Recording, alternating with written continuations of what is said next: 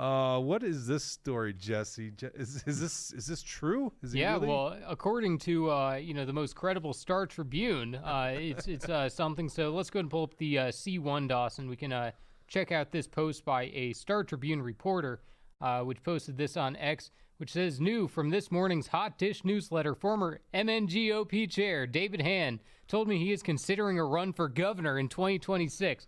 So the guy who couldn't even get the party insiders, the people that should have his back more than anybody, he couldn't even get half of the party insiders to reelect him for chair. He's now trying to fail up. He's trying to get a promotion after destroying the MNGOP, after all of the fraud that was going on with the 1972 Wyoming Corporation, and the fact that he's left the MNGOP broke. Is that the kind of thing that we want our state? Right. Scrub computers. He pulled a Hillary Clinton, and so. And we see exactly how the books are looking now with Tim Walz in charge. We should call him We're Hillary going to be Hann. having a deficit. Do we think that David Hann is going to Hillary be a Hann. fiscal conservative? Of course not. So Dawson, let's go ahead and pull up, or maybe you should just show people that you're typing in davidhann.com, and that way people can know that you're going directly to davidhann.com. Davidhann.com. Hann. If you type in David Hann. What is that? It brings you to Action for Liberty. I wonder who put that together.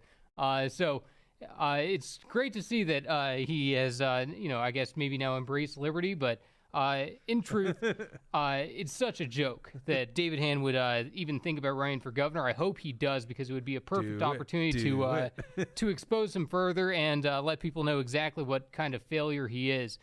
He's trying to stay relevant. That's the only reason he would try to run for governor, but he has absolutely zero chance of winning that primary, and he'd have an even smaller chance of beating Tim Walz, because there is no way that he would be able to unify the conservatives around him. No, he's so corrupt. Like, I didn't have a beef with Hann when he first took over the GOP.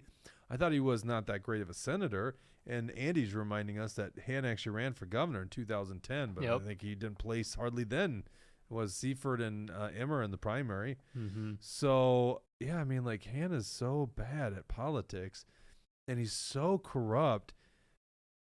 I guess, I don't think he's probably just what he's doing is wanting to stay relevant and fed his name, right? There's no way he's thinking that way. I would hope not, but I mean, it would be so entertaining if he were to do it, because he's such a joke. Yeah. Such a joke. And, so some of the other names who have put their names out there in some Phil capacity. Candidate's breaking news. Wednesday, Walter pledges his full support. Yeah.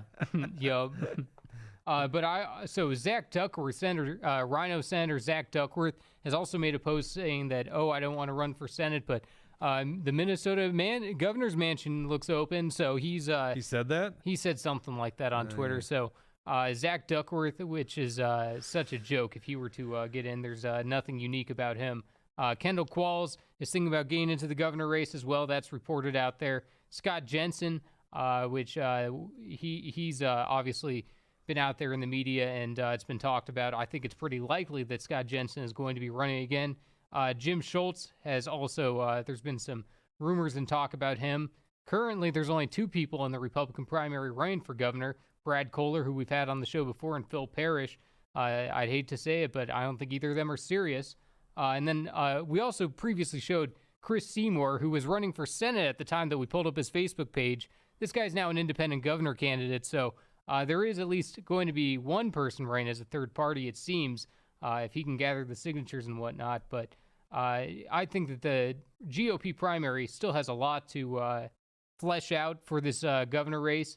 But the GOP has an opportunity to really take out Walz, because when he became the VP candidate, I had all kinds of Minnesotans coming to me and saying, I didn't know all this about Walz. I didn't know about the DUI. I didn't know about this and this and this. So a lot of these stories didn't come out to the to most people until he had run for VP. So even we didn't know the comment he made about the weapon I carried in war. We never saw that clip until he ran for lieutenant or for right, but a lot of people didn't know China Walz. A lot of people didn't know that he was. You of course did. But I'm just saying that a lot. now that it's out there in people's minds a little bit more. Hold on, we got a $5 Rumble rant. Bannon says Mord for governor. That's not a bad idea. I wouldn't mind seeing Eric Mortensen get in that. And could Do you you know- imagine a debate yes. between David Hann and Eric Mortensen? I think that would Well, be. just think about this. Walter already spends every day talking about Action for Liberty, who's apparently irrelevant, but yet he spends all day talking about him. Yeah. Imagine if Mort ran for governor. Yeah. I think that would blow his mind up. By the way, Walter, keep tweeting out there. That's you're doing honest work there. That's good stuff. Keep tweeting.